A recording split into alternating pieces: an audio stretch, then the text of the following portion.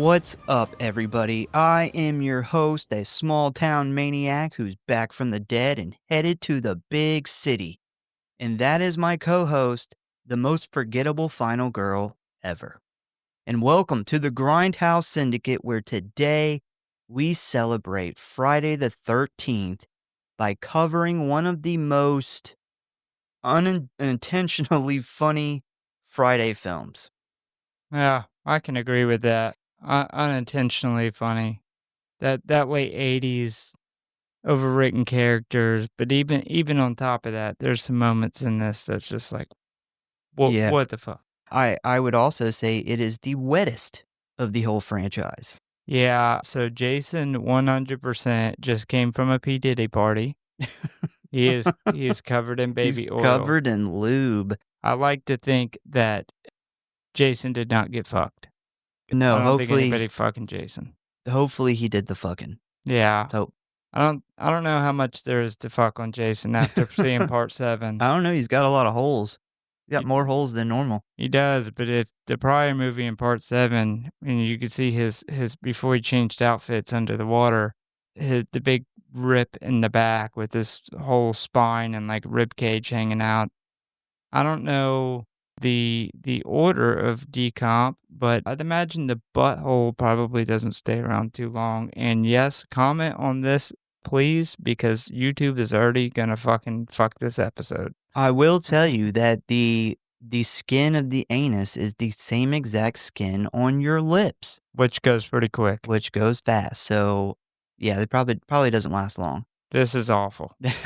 So today we are talking about Rob Hedden's Friday the 13th, Jason Takes Manhattan. And I think it is safe to say that you either love or hate this film if you're a Friday fan. Yeah, I know this movie doesn't get that much love, which has kind of been news to me in the past couple years. I love this movie.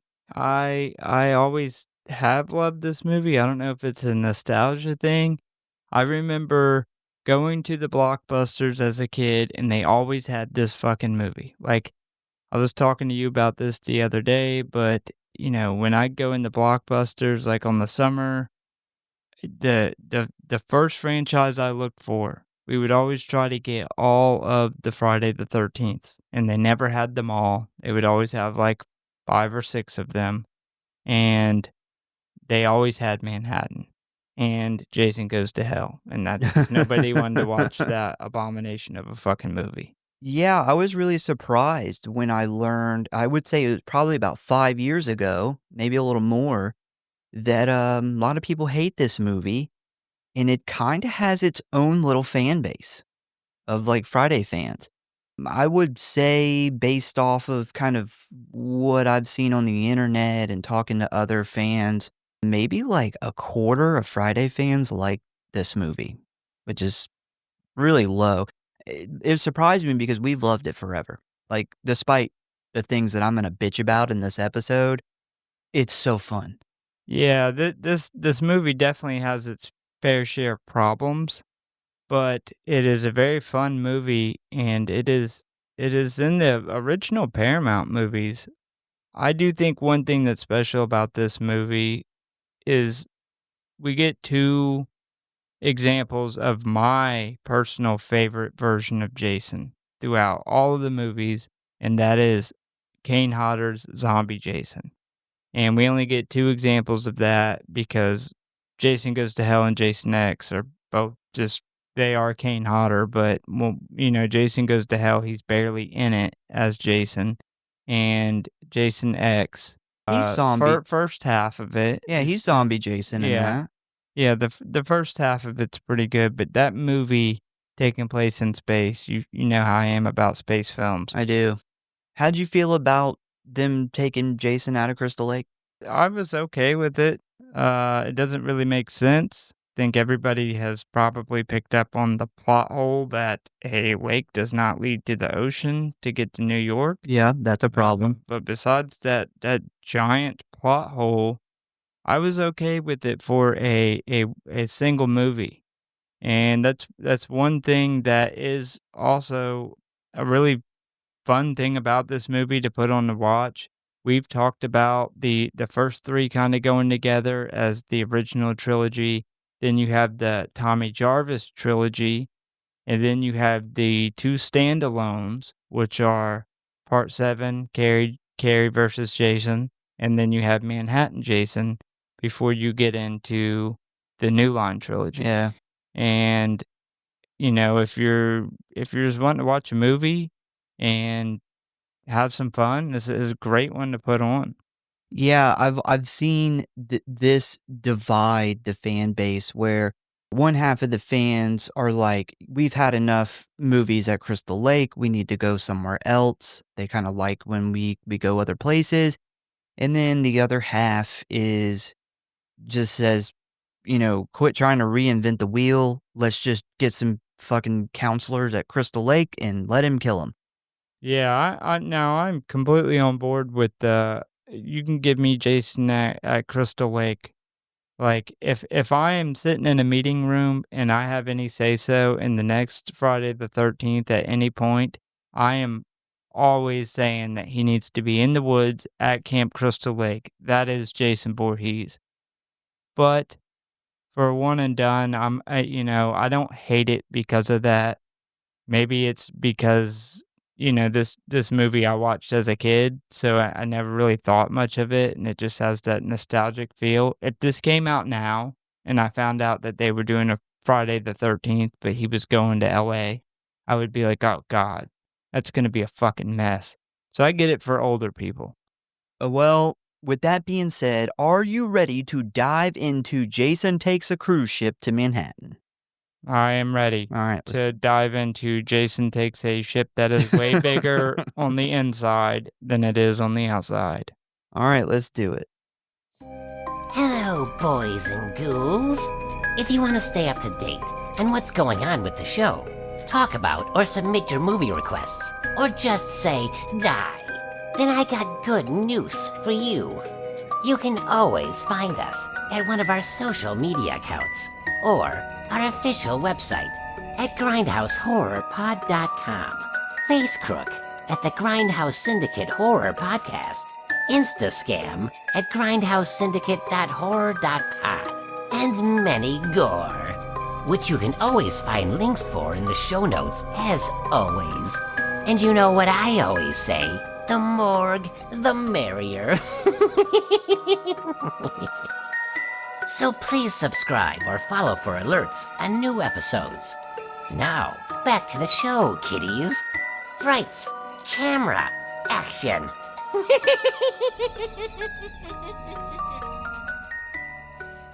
And if you really love us and don't want us to die in a sewer full of toxic waste, give us a review, a follow, or subscribe. Changed it up a little bit.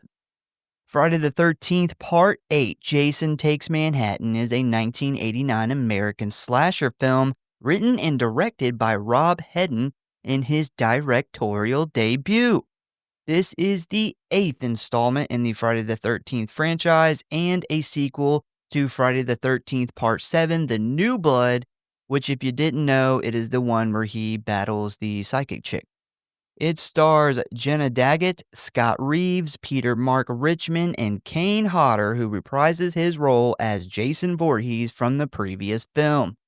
It had a budget of $5.5 million and a box office of $14.3 million, making it a box office disappointment, which would eventually lead to it being Paramount's last Friday the 13th movie, where they would eventually sell the distribution rights to New Line Cinema. Set 1 year after the events of The New Blood, the film follows Jason as he stalks and kills a group of high school seniors on a boat to New York City. Filming mostly took place in Vancouver, BC, with additional photography in New York City's Times Square and LA. At the time of this production, this film was the most expensive in the series, with a budget of a little over $5 million. Initially, it received a ton of attention for its marketing campaign, which featured Jason slashing through the I Love New York logo with a knife, which was later removed after New York City's tourism committee got pissed and filed a complaint against Paramount. Wow, what a bunch of fucking pussies. Yeah, this coming from a city that has at the time, had a big problem with crime and drugs. Yeah, yeah. It's kind of, Yeah, this is like the height of yeah. just rough, nasty. I mean, I'm sure New York still has its rough areas, but this was everybody knows like around this time, 80s going into the I probably started in the 70s, but it heightened in the 80s, late 80s going into the 90s. New York was a shithole. Yeah, if you've listened to the show for a long time, you will know that this is my favorite version of New York. The grimy, trashy, like, you know, bums standing around barrels and like toxic waste just sitting in the corner of an alleyway. The version I always think of is the first Teenage Mutant Ninja Turtles. That may Like have where I got it from. that dark, grimy sewer rat, Yep. fucking just nasty shithole New York.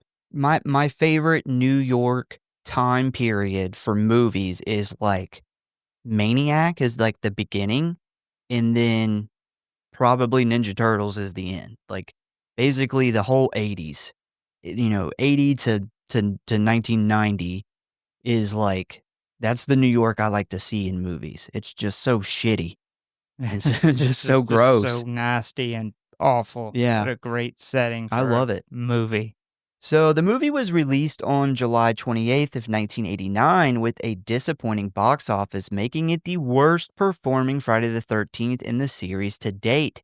It received mostly negative reviews by critics and fans for its plot and humor, as well as its failure to deliver a whole fucking movie of Jason in New York, which, in case you have never seen this one, New York City is only in the intro and then like the last 35 minutes, which obviously pissed a lot of people off. Yeah, yep, that's a massive complaint. I think the biggest complaint that I hear about the movie, I don't personally mind that. I don't know if it's just because I've always known this movie. I wasn't there when it came out to be disappointed by it, but I like the boat setting. Like, I like Jason running around on a boat that is essentially a cruise ship, Well, that people can't escape. well, I think that because I'm fine with it too, but I think that you're right. We grew up always knowing this movie as this, and I will give you an example of why I think that's right. Is Scream 6. Imagine they did all of this stuff about Ghostface in New York, and then New York was only in like the last 30 minutes.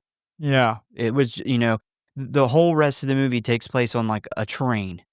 yeah, Yeah, we would be mad. I think I would be pissed. So I agree yeah, with that. yeah, I can agree with that. I think it's even more extreme too of Jason being that type of character. Like, Ghostface in New York too is a much more believable thing Well, because there's yeah, always yeah. somebody different playing it, but Jason's like there's one Jason. You're gonna do a movie that it's very courageous thing to even to do a movie with him in New York and then do this massive marketing campaign, and then you go there to see it, and it It's a letdown. barely takes place in New York. So, yeah, I could see that being a letdown. So the whole reason why this Jason Takes Manhattan plot exists is because of the disappointing success of The New Blood. There was originally some screenplays that brought final girl Tina Shepard back to battle Jason again, including one written by Lar Park Lincoln herself, but was eventually scrapped when the new director, Rob Hedden, realized that they needed to get Jason out of Crystal Lake and somewhere cool, like a boat. Yeah. Yeah, that was a mistake, man. I think bringing her back would have been a mistake too. I love part 7, but But not for not her, for her. for I Jason. actually like her character, her as a actress and how she played the character. I hated that she had supernatural abilities, but I loved that movie. Well, because it takes place at Camp Crystal Lake. Aside from her, the other group of partiers that he's killing, it's just like a normal Friday the 13th. He looks awesome. It's the same version of Jason we get in this movie, Kane Hodder. He just looks really fucking awesome, and instead of being on a boat, he's in Camp Crystal Lake. yeah, I think that this is another thing that's real similar to what we were saying about the New York setting is, we've always known this or known that movie for having the psychic chick in it. But I don't know, man, if we were watching these when they came out and we went and seen Friday the 13th and all of a sudden they got like a psychic, lady battling Jason, I don't know if I would have liked it as much then. I don't know. Yeah, that's why I said I understand for the older people, like with the whole New York thing, just that idea in general. If you were a teenager when the original Friday the 13th came out and you were this massive fan, and then instead of giving you the recipe for success, what you go to the movie theaters to see, what Jason Voorhees as, you take that away and take it to a city, and it almost just feels like a ploy to make money. Yeah. Like, that's what I feel like if we had a beloved franchise like this and they decide to take it out of the woods and go into a city and did all this marketing around it, I would feel like it was just a ploy to make money. So there were two ideas on the table. One, with Jason aboard a cruise ship, hoping to replicate that claustrophobic feeling from like Ridley Scott's Alien. So what they were kind of going for with that idea. And then the other one was to place him in a large city such as New York, where they would utilize famous landmarks and tourist destinations like the Brooklyn Bridge, a boxing match at Madison Square Garden, a Broadway play, and even a dive off of the Statue of Liberty. Those are some wild ideas, and despite them probably looking cool, I don't really see how they would have fit all of that stuff into a story. It would have Yeah. been really it would have been really weird. If those things were like right next to each other, Yeah. yeah, Yeah, maybe. yeah. Ultimately, though, after receiving approval from Paramount for both of these ideas, Hedden decided to combine them with the first act of the film occurring aboard a cruise ship and the second act in the streets of Manhattan. This decision was made mainly due to budgetary restrictions from Paramount, because, yeah, all this shit I mentioned before would have been like $50 million. That'd have been huge. Yeah. So, in addition to the shift in setting, Hedden also stated that he wanted to examine the character of Jason as a child, which would appear in the film in the form of hallucinations experienced by Rennie, which, honestly, I personally hate. I don't like Okay. any of it. So I have always fucking hated it. Always. But I actually discovered something kind of about that and the way that they did it that I still don't like it, but it makes a little bit more sense. Hmm. It's never made any sense to me. It's always been dumb as fuck. Yeah, at one point, like Jason's like an Asian kid or something. Yes, he is Yeah, played. It looks like he's played by 4 different kids, yeah. which I don't. I I don't know only why. I only seen one in the credits, so I don't know what the fuck happened there. But I will say I did discover something about the way they did it and kind of why they did it, and it makes it a little better. Although I still hate it. So, most of the film was shot in Vancouver, but they did finish up in New York City, where they filmed in the actual Times Square, where off to the side were many rabid Friday the 13th fans stoked to see Kane Hodder in the Jason makeup in person. Speaking of Times Square, the original name of this movie was Friday the 13th, Part 8 Terror in Times Square. Thank God that they did not keep that name, considering there's only like 1 minute of Jason in Times Square. Yeah, That would have been a disaster. yeah. I mean, couldn't have flopped much worse than it did, I guess. a cool thing with that whole Times Square thing, although there was only one scene shot in it, I've seen the interviews with Kane Hodder, and he says that's one of his, if not his absolute favorite moment of his entire career, Yeah. was they were filming the Times Square scene, and he was in full, like, his full Jason getup about to film the scene, and he literally just looked over, and there was just a shit ton of people, and when he looked over at them, everybody, like, went fucking crazy cheering and shit.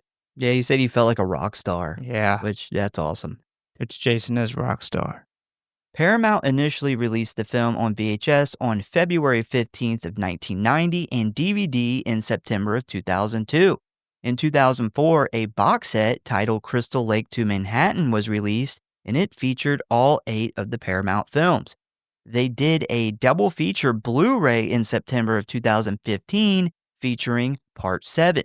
In 2011, Paramount released Friday the 13th, the complete collection box set, which is my personal favorite. Not like what it looks like on screen, but the box set itself is Uh, super fucking cool. Talking about the one I have? Yes, the first Yeah. one you have. Yeah, that's good. This included tons of special features, artwork, and interesting facts for each film, including kill counts, weapons, best kills, a lot of cool little information just on the little jacket for the disc. And last but not least, it included motherfucking 3D glasses. 2 pairs. 2 pair. 2 pairs Watch of with a 3D. friend. Yep, so you could watch it with a friend, and then all people did in the reviews was bitch about it because of saying that it scratched their disc up, and I've had that motherfucker for, like, what, 10 years now? Yeah, 8 years? it's in rough shape. And it's The yeah, discs are great, the but discs are great, though. Yeah, yeah. it's in rough shape. I've watched those movies a lot. I definitely got my money worth. But yeah, a great box set. And finally, in October of 2020, Scream Factory released the 16-disc deluxe edition Friday the 13th collection, which includes all 12 films from Paramount and New Line, with theatrical and uncut versions, new 4K scans of the original camera negatives, posters, interviews, and documentaries on some of the films. I know a lot of people consider this the ultimate Friday the 13th box set, which I honestly don't know if anybody's ever going to be able to top that box set. Yeah, I also own that box set, as you know. Yeah. And one thing I love about that box set is each movie has its own individual case with the original artwork from the movie. Like, I don't know if I know some companies don't realize how much horror fans appreciate that, but to give us like individual cases for each movie with the original art on them, I fucking love that. Yeah, stop trying to cram a bunch of discs in one case. Yeah. Stop doing that. And then it's like every special feature there's ever been, plus some more that Scream Factory did, is on these discs. It has a whole separate case and discs for just extra bonus features that wouldn't fit on the other discs with the movies on them. Well, you got 12 movies and 16 discs, so that tells you how much extra shit you're getting. My only complaint with that box set is I don't really like the artwork of the box. Yeah. I don't care for the orange and blue because past few years, a lot of movies have been using the orange and blue on their movie posters. I think it started with like one of the Star Wars or something, and it just kind of carried on to a lot of other movies kind of using that same color scheme. And it doesn't really go with Friday the 13th, in my opinion. I agree. Yeah. I love the art itself. I don't care for the colors used in it. All right, so ratings. Pretty sure we have a record. We have set a record today. Rotten Tom, 11%. Ugh. I don't think we've ever went that low. I think we may have went lower than that one other time, and I don't remember what it was, like Jack Frost or something, or maybe Thanksgiving. If one of the listeners could, if they know better than we do, if we've ever went lower than 11%, let us know. IMDb gave it a 4.5 out of 10, Letterboxd a 2.1 out of 5, and the Google average audience rating is a solid 3 out of 5. If you would like to watch this movie, you can currently find it streaming for free on Pluto TV and for rent on Google Play, Fandango, Amazon, and Apple TV for about $3.99. All right, are you ready to dive into the plot of Jason Takes a Boat to Manhattan? I am as ready as Jason at a P. Diddy party. So we start out with some shots of New York and a voiceover that, honestly, I have no idea what this guy's talking about, except for the fact that he likes New York. But all the other shit, I have no fucking clue what he's talking about or how it pertains to this movie, but whatever. So yeah, we see that this is, like I said earlier, my personal favorite version of New York, which is we have the grimy, gross, like steam-filled New York. There's like giant rats everywhere and there's toxic waste just like randomly left places. And you gotta have bums standing around a fire barrel. Like I posed the question, is it really 80s New York if you don't have people shooting up H in public? Yeah, You gotta I have don't that. know. Gotta have that stuff. You gotta, I mean, I'm pretty sure every big city's had people shooting up H in public, but fire barrels and toxic waste, that's just, and steam. Steam. Steam Lots of everywhere. steam. Yep. Fucking steam everywhere. So after that, we then jump on over to our favorite place, Camp Crystal Lake, which I gotta say, looking pretty good for being abandoned. Yeah. Looks like it's up and running, but Yeah, apparently it's not. looks pretty good. And we see a pretty good sized boat just like floating in the lake. And this is where we meet our first two victims, high school seniors Susie and Jim, who we see are about to get it on. But right as things are getting hot and heavy, Jim goes to throw the anchor over, which we are about to see causes the whole entire plot of this movie because it immediately lands right next to a thick power cable. So Susie can tell that something is bothering Jim, to which he tells her that they are right next to that camp where all those kids were murdered, which Susie has no idea about. So Jim starts telling her about the legend of Jason Voorhees. And as he's telling her this, we see the anchor catch the power line, which is conveniently running right under Jason's chained up, lifeless body. And when it gets damaged, we see a powerful volt of electricity run down the line, up Jason's leg, and all around his body, effectively bringing him back to life. He's like, God damn, man, I've only been asleep for a year, He's and been you asleep guys a year." fucked this. Like, it took one, you literally keep hiding my body at the bottom of a lake, and I somehow keep getting disturbed. Yeah. So Susie then hears a noise and demands Jim go check it out, which he does. But when he doesn't come back right away, Susie gets creeped out and starts to look for him when suddenly Jim jumps out wearing a hockey mask, scaring the shit out of her. After he has his fun, he places the mask down and they head back to bed when we then see Jason sneak up and steal the mask, which I do love that they put this in there considering his mask it gets like broken in half in the battle of part 7. So Yeah. that's cool.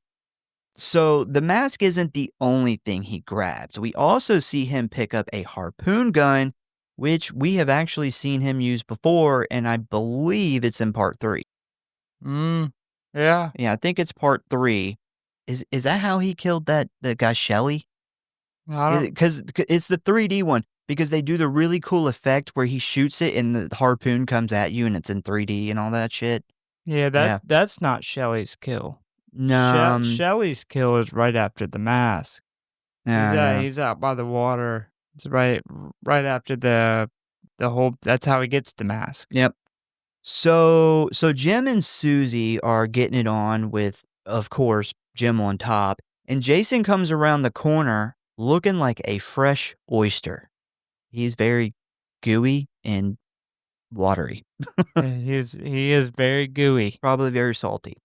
When suddenly Susie sees him and she freaks out. And Jason must be feeling a little groggy because when he fires the gun, he misses, hitting the wall about a foot next to Susie's head. She then says, "Fuck this, I'm out," as she quickly crawls out the window, totally leaving Jim behind when Jason then stabs him in the chest with the harpoon gun itself. So Susie goes and hides in a storage space on the front of the boat, and Jason doesn't even gotta look that hard to find her. He pretty much walks right over to her, where he then opens the lid and just stabs her with the harpoon spear. I guess he said, fuck the gun, I'll just use the sharp piece. So the next day, we see a big ship named Lazarus parked next to a dock with all of these teenagers getting on it. And we'll go ahead and get it out of the way now. What's going on here is the senior class, right before graduation, is getting a cruise ship that is going to take them to New York City and back for their senior trip. Now, how they go from Crystal Lake to the ocean is beyond me. I do not know. I do not care. It's Friday the 13th, and I'm with it. I'm fine with it. I know a lot of people complain about that, though. Says goddamn tectonic plate. So next we see a young girl and a middle-aged lady pull up in a car, and this is our final girl, Rennie, and her teacher, Colleen. Now, this part is confusing. So Rennie's parents died a while back, and she was sent to live with her uncle Charles, who is like a teacher or principal at this same school. But she rides with Colleen instead of her uncle, which is weird. At least I think it's weird. Yeah. Yeah, I don't know. I thought they were like family or something with her teacher. Well, she says, she was like, "You're the most talented student I've ever had." So obviously their relationship is student-teacher. I hate to say it, but it's kind of like Colleen's grooming her. Thanks. Like maybe Colleen is playing for the other team. Yeah, you think maybe she's trying to... Happens with women too. Yeah, it does. Not just a guy thing. It does. Shine the bad light on Colleen, but yeah, Oh, well, she might be trying to get her into playing softball. Well, she's a little too close to Rennie, and she pays like none of her other students any attention. I also want to point out they have the same exact hair. They do. Do you think that she's the reason, that Colleen's the reason she has that haircut? Maybe Colleen is really her mom, but she got pregnant at 14 and gave her up. And now that's why she's so close to her, because she's like, "You're really my daughter, but I can't tell you that." And then that's why Charles is so pissed, because he's like, you're going to tell her and it's going to ruin her life. Just stay away from her. You gave her up, you bitch. Maybe that's what it is. That would fit well with this story. Yeah. And speaking of Rennie, since we're talking about her, she's my least favorite final girl. Yeah, she is a very boring girl. She reminds me of cardboard. Yes. Yep. Yes, that cardboard. I was going to say drywall. Or drywall. Like unpainted drywall. That'll work. Just drywall. So Colleen walks over to get on the boat, and she's rudely greeted by Rennie's uncle Charles, who's being a total asshole, and she surprises him with Rennie and her dog behind her. And needless to say, Charles is pissed that she is coming along on this trip. So next we head up to the main deck, where we see the captain and his, I don't know what it's called, like his helper. I have no idea. And we find out that the captain's son is one of these teenagers named Sean. And the captain is like, "You know what? I'm going to let my son Sean do the honors of setting the sea vessel off on its trip." And he officially relinquishes command of the Lazarus to Sean, who is definitely a bit nervous. And we can also tell here that his dad really, really wants Sean to follow in his footsteps and be a boat captain. So now it's time for Sean to get the boat going. So he calls out to start the motors and turn around 180 degrees, when suddenly he notices his father's look on his face, and it's not good. And he says, "Aren't you forgetting something, mister?" And Sean kind of thinks about it for a moment. My seatbelt. But his dad gets impatient as he reaches over, honks the horn of the boat, looks at Sean just deeply upset and says, "Send out the International Maritime Signal, followed by a security broadcast warning other ships that we are underway." I love the way he finishes that sentence too. Like, Underway. yeah, uh, if a man could only be any more disappointed. Like, I mean, literally, this guy's soul has left his body. He Yeah. just found out that his son plays for the other team. Like, that's what he's like. He is so upset Sean forgot this, which then causes Sean to get upset and just say, "Fuck it, I'm not doing this," as he then bolts out of the room and runs to his cabin to cry about I it. think he had a cry. He I definitely had a think he cry. definitely had a cry. Oh, I think his man. dad may have had a cry too. His dad probably thought about killing himself. So now that the boat is on the way to New York, we see Jason come up out of the water, grab a rope hanging off the side, and climb his way up to the top. Then we see Sean again as he goes to join his classmates when he suddenly runs into the boat janitor who is playing the part of the Harbinger in this film, aka he is basically the guy who's like, "You're all gonna die," which is exactly what he says to Sean here. Yep. And then Sean is he's probably like, I will take that. Nothing could be worse than being stuck on this boat with my disappointed dad for days. So, next we get a montage of the teens having a blast on the boat with some shooting clay pigeons, dancing in the nightclubs, and making out on the observation deck. So, after this, we see Sean staring sadly out at the sea when suddenly Rennie walks up and surprises him because remember, she originally wasn't coming on this trip, and he is stoked to see her and says that he has a present for her. He then hands her a box. And we see when she opens it, it is a necklace with a gold Statue of Liberty charm. Wait. Yep. I was wondering if you caught what I caught. He got her a Statue of Liberty necklace, even though she wasn't going on the New York trip. His literal line before that was, "Oh, I didn't know you were going to be here." This motherfucking sneaky bastard bought a golden necklace Yeah? to give to one of these girls, whichever one he was closest to sleeping with.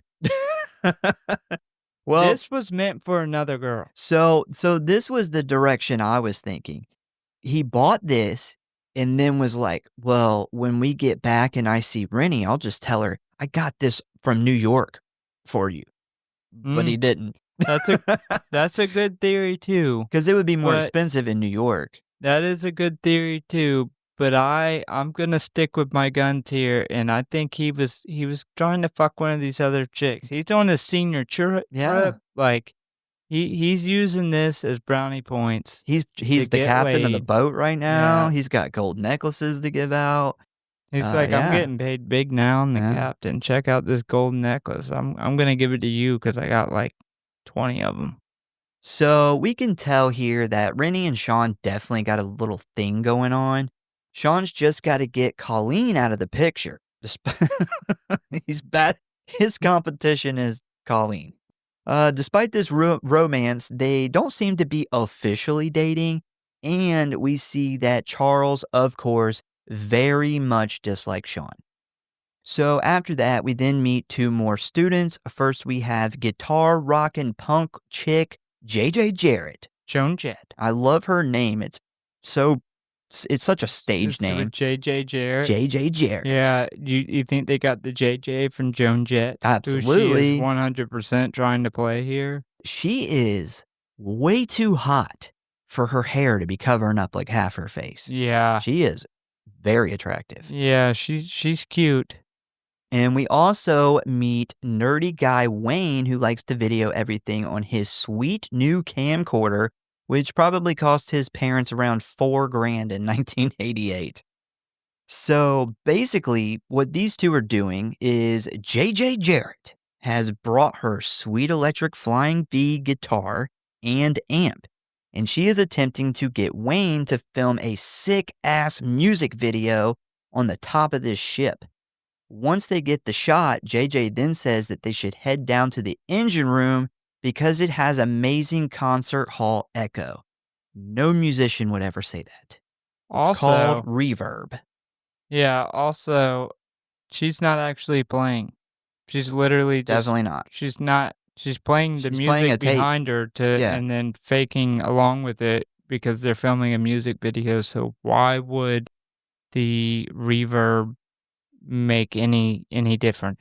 Yeah, and there is definitely such thing as too much reverb is when the place is so big, the reverb is bouncing back at you and it becomes confusing because Sounds like shit. it's what you just played 3 seconds ago on top of what you're playing right now.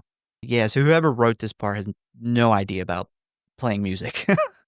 But Wayne declines, claiming that he has to go film something for Tamara, who is the Yeah. she's the most popular girl in school, and she's also a super bitch. So JJ Jarrett tries to talk him out of going, explaining that Tamara is just a user, but Wayne is blinded by lust as he politely says bye and heads downstairs.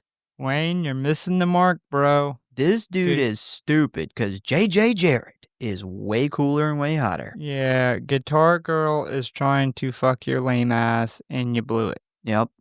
JJ Jarrett then shrugs her shoulders, packs up her gear, and heads down to the engine room where we see Jason not far behind. This fucking room that she goes to is way too big to be on this ship. Yeah. This is Yeah, like a that's what I cargo said. ship. This is way bigger inside of the ship than what we see on the It has outside. 4 stories. Yeah. The fucking boiler room has 4 stories. They're literally on a cruise ship. Like, the inside of this is like Like the a carnival? inside of a cruise ship. Yeah, maybe like a Carnival cruise ship in the Yeah. 90s. Not quite what they are today, which is fucking just massive. But yes, this is like a lower grade cruise ship. And you look on the outside, and it's a nice yacht, but it is not this big. Well, it doesn't have a 4-story engine room hidden under that water. No. So we see JJ Jarrett set up in Freddy's boiler room and begin rocking out. And needless to say, she is feeling herself here. And as she has her back turned towards the stairs, we see Jason, still soaking wet, heading straight for her. And right as he gets about 5 feet away, she turns around and spots him, prompting her to let out a scream. So she then throws the guitar down and takes off running down another set of steps, but right as she makes it to the next floor, Jason is already standing there where he blasts her in the face with her sweet new guitar. So, Jason has teleportation powers in this movie. Yep. 100%. Yep. This is the first sign of it throughout the entire franchise. Outside of his normal can't die supernatural abilities, we don't get any like crazy supernatural abilities from Jason, and I don't know why they decided to go this I don't direction either. in this movie, because the 4 or 5 good examples of it in this movie are not really needed. They clearly wanted to show that he had like Superpowers. yeah. He could teleport. Yeah. He was teleportation Jason. That is a good band name. So, after he kills JJ Jarrett, he then heads back up to the deck where he begins spying on Rennie, who is changing her clothes. It always has bugged me to no end that her fucking pants come all the way up to the middle of her back. Yeah, that's back in style now. Bro, I am not a fan either. She is 2 straps short of just being overalls. Yeah. That's it. Yeah, that's all it's missing. 2 straps. That was the shit in the 80s, man. It and was never it's good. Come back. No. So this next part's really dumb. So I'm not going to spend a ton of time on it because I hate it. But Rennie hears a little kid yelling from her window. So she walks over where she sees kid Jason underwater yelling for help. She walks over, and when she walks over, he just disappears. That's it. Serves no purpose. Yeah. Stupid. Yeah, I don't know who this kid is, but it clearly was not Jason.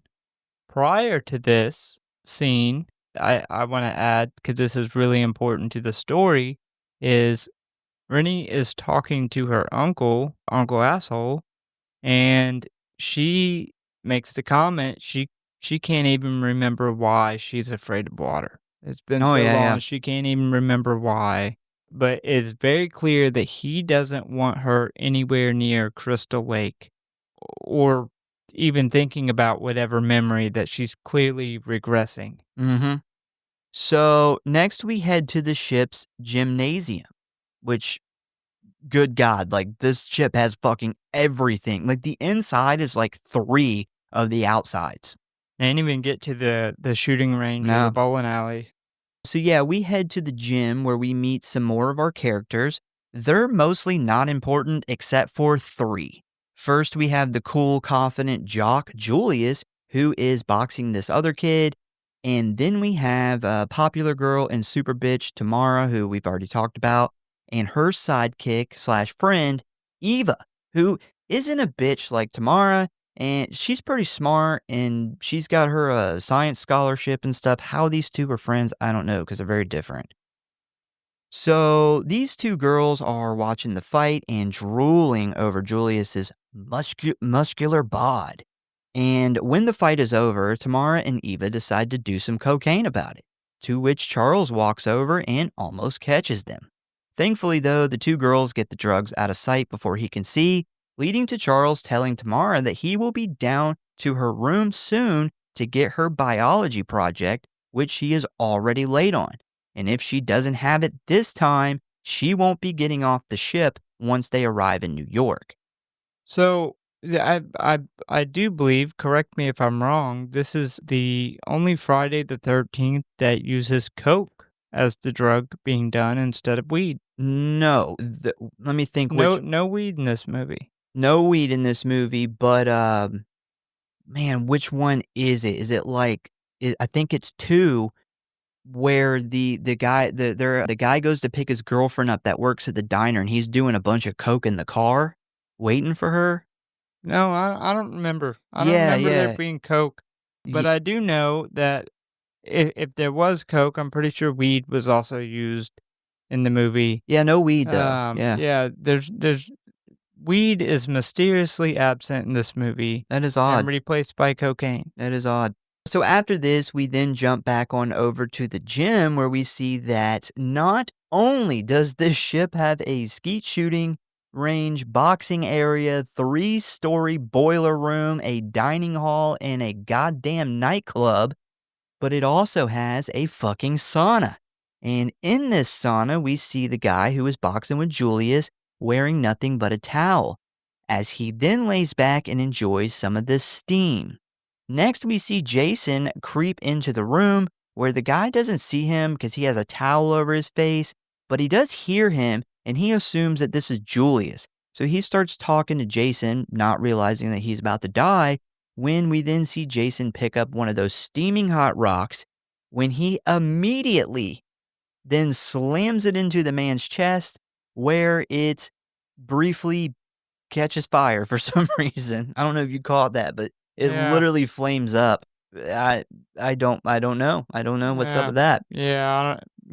I don't know. I don't know what happens when a super hot rock gets shoved into your body, but I'm pretty sure it doesn't catch fire unless it burned through part of the stomach and it released gas, Maybe. flatulence Maybe. inside of his stomach, and it just briefly just farted out a So, fire. so his fart caught fire Just briefly. with it escaping from his chest. Well, the top of the stomach was a big rock. It was about his So he midsection. had like a dragon's breath fart out of his chest. He did. It happened. I seen it in the Yeah, movie. oh Now, yeah. there's nothing else flammable, I don't think, in the human No, body other than your ass gas. no, I Um, think you're I probably right. think that had to be it.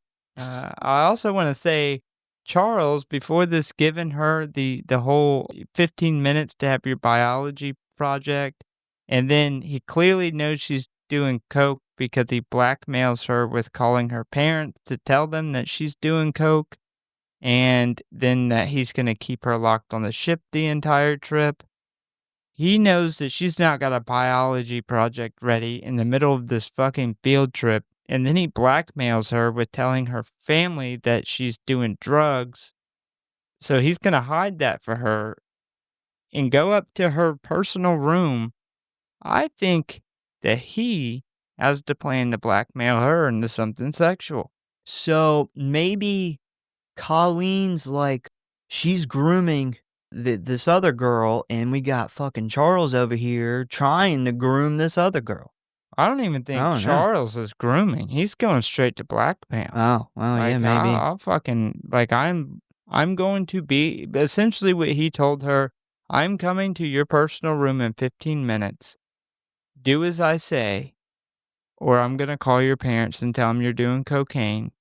If you do what I want you to do, I won't tell your parents you're doing cocaine, and I won't ruin your trip. I mean, why even like, I would have been like, you got to turn the project in before we even leave. I'm not going to Yeah. have you, or turn your project in before you get on the boat. Nobody would have brought a project No. on a No. senior field trip. So, yeah, I think he's up to no good. So next we see Rennie talking to Colleen while up on the observation deck when suddenly Tamara forcefully bumps into her, knocking Rennie overboard. This bitch is stupid because she was worried that Rennie was going to tell on her for the cocaine, but throwing her into the fucking water is not a good way to convince her not to tell on you. No. So she thinks that she did tell on her because Oh. as soon as she walks off, Charles walks up. Oh, yeah. And so they think that she went and snitched to her uncle immediately. So they're like, we're going to get this bitch back. I thought she was like, she's a fucking narc. I thought she was like, she might tell, so we're going to fuck her up. And I'm like, that's stupid. No, this was her plan for what she thought for her being a snitch, which was an awful plan. She could have killed her. Even if she could swim, you're on a ship in the middle of the ocean. She definitely could have died. Yeah, if I was the teachers here, I would ruin this girl's fucking trip. Oh, I'd be like, you know what? All the stuff this ship has, I bet you it's got a fucking jail. Yeah. I guarantee it. Probably 2 jails on this ship. Just lock her down in the fucking boiler room. So anyway, Rennie's freaking out in the water because we learned that not only she can't swim, but she's also afraid of water. Apparently, much like our boy Jason here, which we will find out why she is afraid of water later on. And also, while she is down there, little boy Jason grabs her leg and attempts to pull her further under. Thankfully, she is able to pretty quickly get away, and when she arrives back at the surface, Sean jumps in to save her. Did you notice who didn't jump in to save her? Colleen. Colleen, who was there for the whole thing. Yeah. Charles didn't show up until she had already got out the water. But do you think Charles would have jumped in? No. Fuck no. Fuck no. So when Charles finds out about this, he gets super pissed, rushing Rennie away from Sean and Colleen. And while on the way back to her cabin, creepy boat janitor appears and says, he's coming back and you're all gonna die, which is so fucking random. It was like, he kind of acts like he's already told Charles this. It's like one of those, it seems like he's continuing a conversation they had earlier, but that's not what happened. Like he's just saying this for the first time ever talking to. It's just weird. It just imagine like you're on a trip and some random dude walks up and says, you're all going to die. I mean, that's Okay. how they always kind of are in the Friday the 13th. Like, okay, well, whatever. What do you call them? They're the, I can't ever remember the fucking name. the Harbinger? Harbinger. Yeah, all the Harbingers are weird, Yeah. man. They're always like super random. He's like, he's coming back and be like, who's he? Who are you talking about? So Charles then looks up at him like, are you on fucking drugs or something? Prompting Rennie to get even more upset, and she takes off running on her own to her own cabin. We then get another stupid kid Jason scene where Rennie is washing her hands when suddenly the water turns red, and Asian kid Jason pops out of the mirror and grabs her throat as he screams, help me. Yeah, Jason takes Tokyo. That's what's happening here. There's so much wrong with this scene, and I don't have enough time to talk about it. But one thing I will say is, you don't strangle someone while also asking for them to help you. Yeah. Weird. So I can't exactly touch on why the kid was Asian, but like I said, I do have a more of a solid reason of why they put these scenes in the movie. I'm not going to get into it yet because it'd be getting too into the weeds of the plot, but I will mention it later on. Yeah, he's like, there's all these weird lights, and it's like he's coming out of another dimension, and it's just like, what? It was the 80s, man. Apparently, there's a reason that there was coke in this movie, and it's all they had on set. They were all fucking coked up. So next we see Charles arrive at Tamara's cabin, where she appears to only be wearing a robe while holding 2 glasses of champagne. And when he asks about her project, she immediately sidesteps the question and tries to seduce Charles. I am surprised that she thought this was going to work, considering Charles seems like he hates everything, including orgasms. I don't know. I disagree. So Charles clearly ignores the fact that she's underage drinking, is clearly turned on by her mostly naked body, and then does continue to kiss her back before he kind of snaps out of it. I don't know, 4 or 5 seconds into it. Yeah, he's already went too far. Yeah, he's already got a full boner going and everything. He's half chub. Charles only came on this trip to try to fuck some teen girls. He said, I came here He is absolutely miserable. Why else would he go on this trip? His niece wasn't going to be there. He hates everybody and everything. The only time he's been happy in this whole movie was that 5 seconds he was laying on the bed making out with this probably underage teenage girl.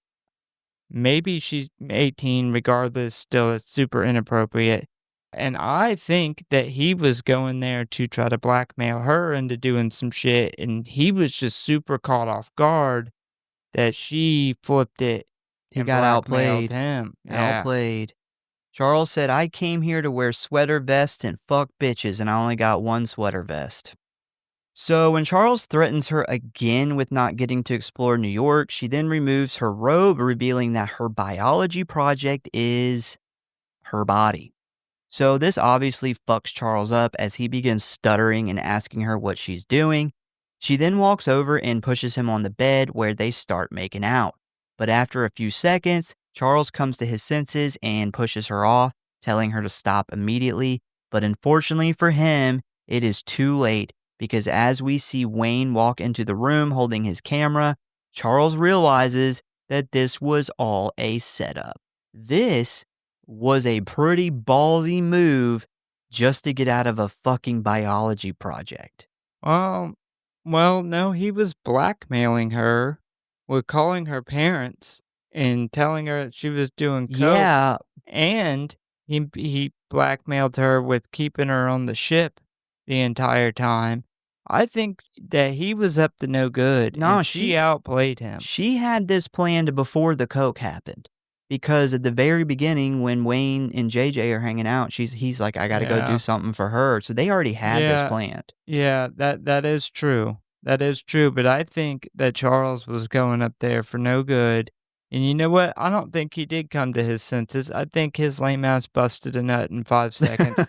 And then he had post-nut clarity and got up and got out of there. That's a very good possibility. Looking at her idea, though, is that she's like, I'm going to dress all sexy and almost fuck my old-ass teacher, make out with him, just so I don't have to do this project. Well, you're doing too much. So just do the project. Yeah. Or just take the fucking F, dude. You're about to graduate. So once a now very angry Charles leaves the room, Wayne finally decides to shoot his shot, as he then tells Tamara he has liked her for years, but before he can ask her out, she shuts that shit down and escorts him out of her room, basically saying thanks but no thanks, proving that JJ Jarrett was right all along. Yeah, Wayne, you suck. And nowadays, the kids call you a simp. Yes. He is what we would call a simp nowadays. It's never going to happen for him. No. He sucks. Should have just hung out with JJ Jarrett. I'm not a fan of Wayne's character. Fuck that guy. Just want to say that. All right. Well, noted. We then see a disappointed Wayne head back to his room, and right as he turns the corner, Jason comes creeping out of the room next door. This is like And this is the first time I ever caught this. This is like the second or third time that we've seen one of these little shots of Jason entering or exiting one of these rooms, which made me realize that this whole time he has just been going into random rooms and killing students. We just don't get to see it. Yeah. Because pretty quickly we find out that there's only a very small amount of all these students we seen at the beginning on the boat. They're all like gone within not even the halfway point of the movie. Must have And been this is where why. all the fucking practical effects went. Yeah. So we then cut to Tamara in the shower washing off her biology project. And when she gets out, we not only get a little bit of a side boob, but we also see Jason's wet, slimy zombie hand opening the door. Jason then bursts into the bathroom and attacks Tamara, immediately pulling off her robe and slamming her into the sink and mirror. I gotta say, Jason didn't have to pull off her robe. He wanted to see those titties. Yeah, he may have wanted to see those titties, but I would say that Jason did not slam her face into that mirror. Her dumbass She did. slammed her own face into that mirror trying to get away, and it was pretty embarrassing. So Tamara slams her head on the mirror and falls to the ground, where she kinda hides in the corner as Jason walks in. He then punches the shit out of the glass, causing it to shatter, where he then grabs a large shard and uses it to murder the cocaine-loving prom queen. I like to think that Jason just gets really mad when he sees himself in a mirror, and he just obliterated the mirror Yeah. as soon as he's seen it. I did find it very poetic that someone whose whole personality is driven by her looks is killed with a mirror. Good point. I didn't even think about that. Well, I was thinking about that, and I was like, well, wait a minute. Guitar Girl was murdered with her guitar, which was her giant Her identity. of her personality. That was also very, very poetic. So after that, we jump to the control room, I guess is what it would be called, where we see Captain Sean's dad and his co-pilot. It's obvious I don't know shit about boating, so I'm just kind of making these titles up as I go. But anyway, they're up there driving the ship when we then hear the captain say, "These kids are in for a hell of a storm." Basically informing us, the viewers, that this is going to be a dark and stormy night, just like all the other Friday movies. So the captain then orders the other guy to take the wheel as we see him head down to the captain's quarters. The camera then switches positions where we are now outside looking directly into the control room, where we quickly spot Jason coming up behind this guy holding a fishing spear, which he uses to stab the guy in the back, killing him. This is the worst acted and most dramatic death scene in the whole movie, and I love it. Yeah, it's not great. But what is great is the cinematography on it. Yeah. Because they shoot it from outside. I have cool lighting. Yeah, this little fucking captain's area. And you get this really cool green lighting, and Jason kind of creeps up behind. And instead of cutting that and then going to an inside shot, we get the whole kill from that one perspective. Yeah. And I thought that was a really cool choice as far as cinematography. So a few minutes go by and we see the captain come back up to the control room, where he is shocked to find his co-pilot dead on the floor with a 3-foot spear sticking out of his back. And as he rushes over to help him, Jason comes up from behind, and we get a pretty good slow motion shot of him cutting Captain Sean Dad's throat. Yeah. Did you notice? Jason was holding the machete the wrong way for the throat cutting. No, I did not notice that. Yep, the blade is facing towards Jason. he cuts his... Maybe he's sharpened the other side too. He's got a lot of downtime. Literally cut his throat with the backside of the blade. It's good. I think that the MPAA had some qualms with this kill, because the throat slit looked really good, and it's really quick. They cut it off real quick. I think the MPAA made them cut a big chunk of it out, said you could only have this to this, and then they took it and they made it slow motion. to at least show it to us a little bit. 'Cause weird, we don't get any other slow motion shots in the entire movie, and for such a good practical effect, like, the throat looked really good, it seemed like they probably shot it opening up some more, and they had to cut that out.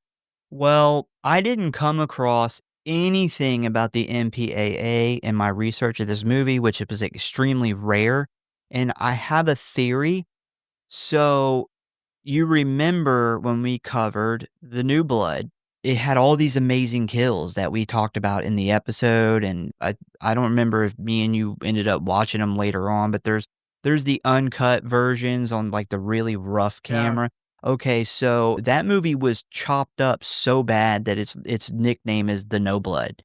And I think that, and this was just a year later, I think that when this director came in, he was like, "I'm not even gonna go through all the trouble of doing all this crazy effects with the MPAA is gonna butcher it, and it's gonna." Because I remember, I think The New Blood, they had to submit it 7 times, and I think that this guy, considering it was his first movie, was probably like, "I'm not fucking with all that." That may be right. They may have purposely not done it as many practical effects, but I know that they dealt with the MPAA specifically because of a line that's coming up here very shortly that they edit the word fuck out of, and the word fuck is in the movie. And you just recently told me about some language rules that the MPAA at Yeah, least used to have. from Tremors, Uh, PG-13, you can only yeah. have 2 fucks. Yeah, and this wasn't a PG-13, but there obviously was the language was also another thing that was on their concerns, and we get a good example of that coming up. So after that, we then see Sean and Rennie heading up to the control room, and right when they walk in, they spot Captain Sean's dad dead as fuck. I do love that they prop the body up on the wheel because it reminds me of like when he poses bodies on the back of like the cabin doors and the trees, like we were used to seeing in Crystal Lake. And obviously, Jason's like, "Fuck, there ain't no trees here to have, body booby traps and all this shit." So he's like, "I'll just hang him on the wheel." So it is kind of a little bit of an ode to the rest of the movies. So next we see Sean very nervously getting on the ship's intercom system and telling everyone that there's an emergency and he needs them all to come up to the control room. After that, he then calls up the Coast Guard to tell them about the situation, but right as they radio back, Jason climbs on top of the ship and destroys the radio antenna, effectively stranding the teens on the ship with nobody that can drive it and in the middle of this big-ass storm. So once they realize the radio's out, we see everybody show up to the control room, and this tells us that the only people that are left are Sean, Rennie, Charles, Colleen, Wayne, Julius, Eva, and 3 other random dudes who aren't important enough to have names. So Charles then comes running into the room demanding to know what's going on when he suddenly sees the 2 bodies laying on the floor. And right as he is consoling Sean, the boat janitor runs in and immediately says, "You're all gonna die, you're the last ones, and he's come back for you." Which I have no fucking clue what he's talking about. The last ones of what? The last one's alive on the boat because everybody else is dead. Yeah, but he's saying like he's coming back for you. He didn't leave. He's not left yet. No, he didn't leave yet, but he's coming back. Like he came back from the dead, but he's been telling them the whole movie, like he's coming back, he's gonna kill you, and he came up and told them you're the last ones alive. For some reason, He's coming back. my I don't brain, know. Yeah, you're getting hung up on that. my brain took me to like, in Dream Warriors, where she's like, "You're the last of the Elm Street kids," and Freddy's come back to finish you off. And I'm It's thinking, like, different franchise. how are they fucking related to the Crystal Lake counselors? Like, what's going on here? No, he just means you're the last ones left on the ship, and you're gonna die. And also interesting, Charles was gonna murder this guy. Yes, he was. Charles 100% grabs a fucking big ass knife and tries to go after this old man. Unhinged in a sweater vest. So Charles is just as confused as I am, apparently, and asks this crazy dude what the fuck he's talking about, and he responds just by saying, Jason Voorhees, to which Charles yells, "You're insane. Jason Voorhees has been dead for years." The janitor then says that Jason climbed aboard the ship and started killing people, but Charles doesn't believe this as he accuses the janitor of being the killer. Charles then gets all worked up and grabs a random knife that's just kind of laying in the control center for some reason and goes to stab the man. But thankfully, Colleen is able to grab him and hold him back as the janitor then says, "You're the one who's insane," as he runs away. Yeah, it's bad when the crazy harbinger recognizes that you're the insane one. Yep. Colleen then tries to calm Charles down and tell him that they don't know for sure if the boat janitor is the killer, and Charles responds by saying that Jason's dead and dead people walking around isn't real. Julius then enters the chat by saying, "No, but these dead bodies on the floor are real, and I say we go find this motherfucker before he finds us." And I said, "Fuck yeah, Julius. Good old-fashioned witch hunt. That's what we need." A still pissed off and angry Charles yells back and says that they will do no such thing and that he is in charge here, when a defiant Julius steps up, looks Charles right in the eyes, and says, "School is out, motherfucker," which is one of our favorite scenes in the whole movie, and it turns out we, or maybe just me, have been hearing it wrong for like 20 years. That is not what he says. So I didn't hear it wrong. It very clearly looks like they go in and overdub him saying something else because So, his mouth does not match up with what he is saying. so he says, "School is out, McCullough," which is Charles's last name.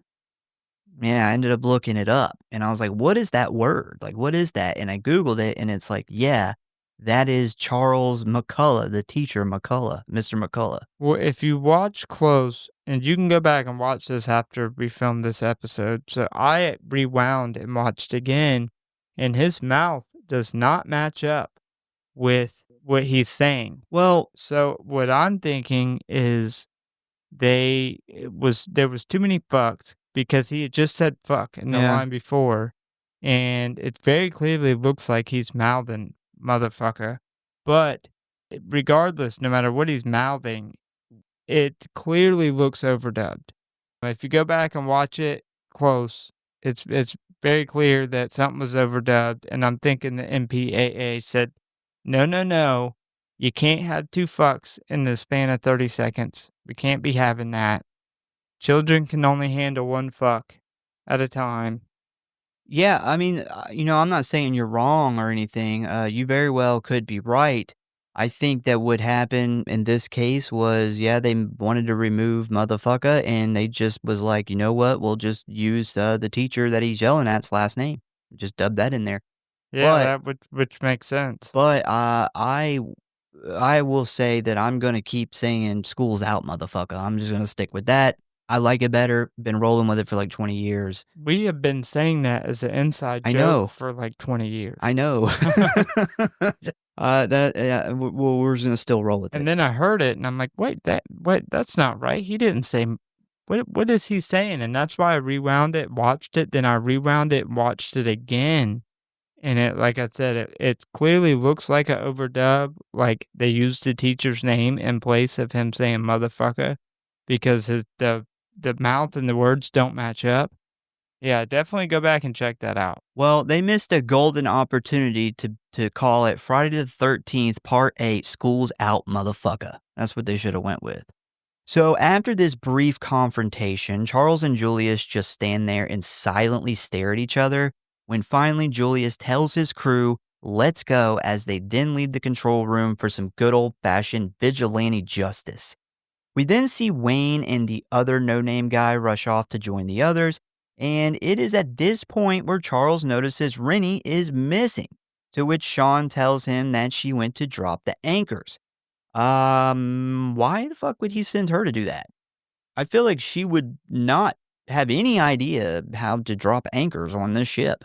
I don't even know why they would drop the anchors on the ship. Because Sean's dad was a captain, and Sean's like, I think he said that one time. Dad had an anchor tattooed on him. Yeah. that's that's what I feel like he'd want me to do. So it turns out I was kind of right because we then cut to Rennie attempting to figure out which lever to pull in order to drop the anchors when she then hears someone walk up behind her. Assuming it is the killer, she quickly spins around only to discover it is her bag of dicks Uncle Charles, who is pissed that she listened to someone else besides him. He is a very weird, controlling person. So next we jump on over to Eva, who is looking for Tamara, and when she arrives at her room, she discovers the broken bathroom door, to which when she peeks in, she sees Tamara's dead body. This scares the shit out of her as we see her immediately take off running, and right as she turns the corner, she spots tall, dark, and wet Jason Voorhees. So she's like, fuck this, as she takes off running the other way. And after running through a lot of the ship, she eventually arrives at the very empty nightclub, which is kind of eerie because all the lights and the music are going on, but everybody's dead. Once she realizes that she just ran through like half of the ship and didn't find a single person to help her, she starts to have a breakdown while standing on the dance floor, when suddenly Jason bursts through the doors and heads right for her. She then attempts to run out of a second set of doors, but quickly finds them locked. And this next part is a little weird because while she's standing in the middle of the room, every direction she looks in, Jason's standing there. Kind of like he's just teleporting all over the room, which is already not that big of a room. Which this is weird. Yeah, this is Ghostface territory. This is when you're like, "Oh, there's multiple killers." Yeah, yeah, Yeah, I will say though, besides the teleportation Jason striking again, like 6 times. I love this scene. It's one of my Yeah. favorite scenes of the movie. I can't quite put my finger on what I love so much about it. Like the disco ball, the party lighting, all that's awesome, but the fucking kill is phenomenal. Well, I think I talked about it when we did the original Hellraiser, where I was telling you about Hellraiser 3, and one of the things that really freaked me out about that movie is the girl, she's like running from Pinhead and she runs into a nightclub full of people, right? And then Pinhead goes in there and he literally uses his powers to make all these chains come down and kill everybody in the club. And it was like just him, all these dead bodies, and this girl he was chasing. And that scared me. And I think that's similar to here, where you get this place, this setting that's supposed to be a happy, fun setting, and you're gonna watch somebody die there. Yeah. Yeah, I think it has something to do with that. And then the kill is great, man. It's one of, if not my favorite strangulation scene in cinema. I won't say it is the absolute best, but I will say it's in the top 3. Just the way he kills her is he literally starts choking her and pushes her down to the ground, like down to her knees, and then slowly picks her up and pins her on the ceiling as she's like struggling. So she pretty much gets trapped with nowhere to run when Jason kind of teleports right in front of her and wraps both of his hands around her neck as he then begins strangling her. She does attempt to fight back and get away, but it becomes very obvious that she is no match for Jason's grip strength as he then starts lifting her up into the air to the point where her head is touching the ceiling. After a minute or two of this, we see her body finally go limp as she dies, as Jason then, still holding her by her neck, throws her down hard as fuck, as we then see her body slam on this light up dance floor, and it is fucking awesome. Yeah, like I said, the whole strangling scene is awesome. Like literally him pinning her up to the ceiling while she fights. It shows Jason's like brute strength. But the best part of it for me was when he throws her down, man. It is so fucking brutal. I don't know if it's like the extra sound because they're up on the stage, but she not only hits the ground, but she slides like 4 feet.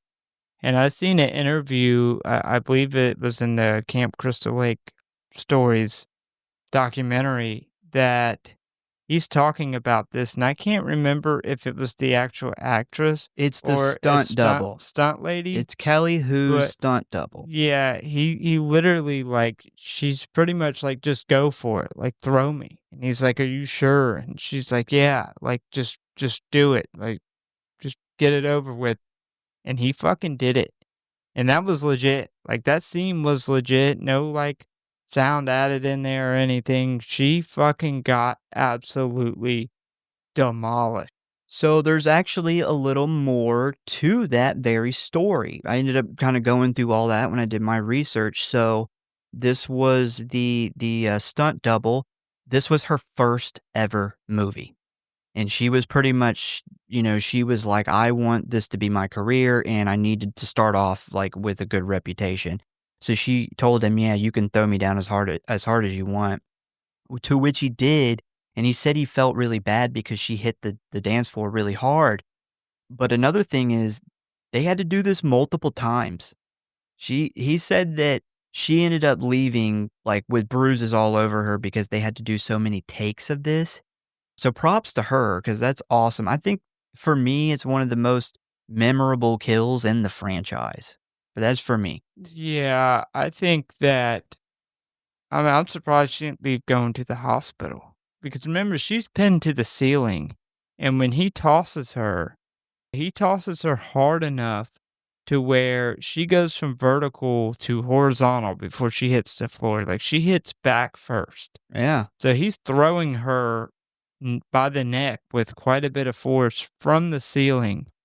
That is a good fall to do multiple times. Another interesting thing about this kill is Kane Hodder said it was one of the most physically difficult scenes he had to film because he was holding her up above his head for like extended amounts of time.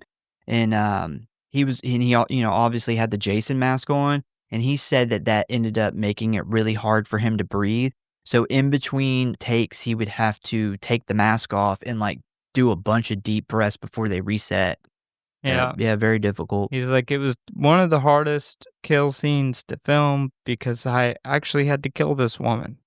So after that, we then jump to Julius and the gang who have now gathered what weapons they could find, and they had them all laid out on the floor of the gym. And this next scene has been quoted by us a million times over the years, and it is some of the best dialogue in the entire movie. So we see all of these weapons laying on the floor, which is like a fire axe and some crowbars and like some shotguns. And these 5 teenagers, they're sitting there looking at them. And Julius says, all right, guys, I found all this shit. Go ahead and grab what you want. And as soon as he says this, they are like vultures as we see everybody going crazy on this pile of weapons. Everybody that is, except Julius, who doesn't grab anything. And Wayne then asks, what are you taking, Julius? And he responds with all the confidence in the world, nothing but this gun. It is a fantastic line, Oh, greatly man. timed. So, But the thing that I love the most about it is that everybody snatches these weapons up, and the last one left is the gun. So there's two the best the weapon. best weapon. There's 2 guns here. You let stupid ass Wayne take one of the guns, and one of the guys literally, I rewatched it to see what the weapons were. The last guy before Julius snags a hammer. Yeah, I see, yeah. Just a hammer, like a regular, like little, like claw hammer. There is a fucking rifle sitting there, and you grabbed a hammer. I counted. This is the first time I ever did this, but I counted the amount of time between him saying nothing and this gun. 10 seconds. Good God. 10-second time before he's like, but this gun. It's so great. I wonder, so had everybody else taken all the weapons and the hammer was the only thing left, do you think he would have used the same line? Do you think he No. would have said nothing but this hammer? I don't think it would have went with anything but the gun. He was probably shocked to see the gun still Yeah. there. He was like, "I'm gonna box my way out of this." And then he seen that gun and he was like, "No, no, I can't believe these people are so stupid. I'll take the gun." So yeah, Julius grabs this shotgun, racks it back, loading around into the chamber, and says, "Let's go," as they all jump up and go looking for the killer. So we then jump to Wayne, who is down in the boiler room searching for the killer, which is weird because he's carrying the shotgun and his camera, which is like, okay, well, that's stupid. But yeah, he's down there looking around, pretty much in the same area that Jason killed J.J. Jarrett. And while searching, he pulls a Velma and loses his glasses, making it very difficult to see. And this is important because after a few moments, he spots someone walking towards him and he immediately fires the gun, killing the person. He then walks over and uses the camera to focus on this person's face, where he discovers that he accidentally killed one of the ship workers. But unfortunately for Wayne, he doesn't get much time to feel bad about it because as he pans the camera up, we see that Jason is standing in front of him. Jason then smacks the camera across the room, prompting Wayne to take off running, where he eventually trips over a blood-soaked Flying V guitar, and as he gets up, he realizes that he is laying next to J.J. Jarrett's dead body. But Her fucking hole in the head looked amazing. yeah, look good. But once again, he doesn't get time to emotionally process this information because Jason grabs him from behind and throws him onto the ship's electrical controls, effectively electrocuting him and also setting him on fire. So I guess Charles was right because he will never get a chance to get into film school. Yeah, so another poetic thing here is that he loses his glasses and he is forced to look through his camcorder to be able to see. And this is essentially whenever this gets knocked from his hand is what leads to his death.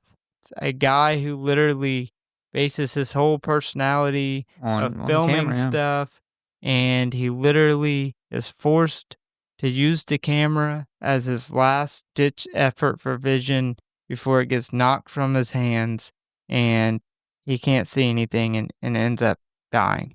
He gets thrown on a control panel, which whatever company made that should be sued because this is definitely a hazard. If anybody bumps into your control panel, they should not catch fire. Yeah, this is true. So we then jump back to the control room where we see that Sean has managed to get the ship back on course for New York, when we then cut back to the boiler room where we see the fire from Wayne's body has started to spread around the fuel tanks. And because Jason wants all the kills to himself and doesn't want an explosion to take out the rest of the teens, he presses the fire alarm, alerting everyone that the ship is on fire. It's I thought that was hilarious. yes, very nice of him. He is literally like, there's no way I'm letting these people get burned up or drowned and separated in the ocean and just, there's no way I'm letting these people not get killed by me. So Charles immediately thinks that this is a trap, unlike the time his hot popular female student tried to fuck him, and he grabs the flare gun and goes looking for the boat janitor. Next, we head to the top of the ship where we see one of the no-name guys looking for the killer, when suddenly it's his lucky day as Jason steps out from behind a big ventilation tube. The guy tries to hit him with the axe, but Jason smacks it away and begins chasing him. Well, like not really chasing him because we see that he's using his teleportation powers again. And this becomes extremely apparent when we get one of the most memorable scenes of this movie. The guy runs into Jason and he turns around where he starts climbing up this ladder. And the whole time he's climbing, Jason's just standing there watching him. And this guy sees this because every few seconds he's like looking down. And right before he makes it to the top, Jason somehow appears on the ladder right behind him, grabs the guy, pulls him off, causing him to fall like 40 feet and get impaled onto a radio antenna, which we don't get to see at first, but we will get to see it in a few minutes. Teleportation Jason strikes again. Yep. So he comes around the corner where he spots his dead buddy with these 3 big-ass metal rods sticking out of him. when suddenly Jason comes up from behind, grabs Julius, and throws him overboard into the ocean. I'm Hey, not. listen. I'm just gonna say this. Jason just assumed Julius couldn't swim and considered him dead. He did. By throwing him in the water, he literally walked off and wrote him off as dead. So Jason is using stereotypes of people not being able to swim because of the pigment in their skin. I didn't say he was black, but he sure looks black. And Jason totally didn't give a second look Nope. after he threw him off. He said, "Nope, he's done. I'm If I not. couldn't swim, he can't swim." I'm not taking nothing but this life jacket. Somebody get Julius some floaties. Well, I mean, we do find out later he does know how to swim. No. He knows how to tread water enough to stay alive, but we'll get Okay, we'll I get don't to know where that you're going point. with that. So next we head down to Rennie's room where we see that Charles has locked her in there earlier in the film, and we see that she is very worried about what is going on and wants to get out of the room. After trying the door multiple times, she gives up and walks over to the porthole and leans back against the wall when out of nowhere she sees another stupid fucking hallucination of little kid Jason standing on her bed covered in some kind of green slime, begging for help. And as she is looking at this, wondering who slipped the acid in her drink, Jason breaks the glass and of the porthole, reaches in, grabs Rennie, and once he gets his hand around her neck, he begins strangling her.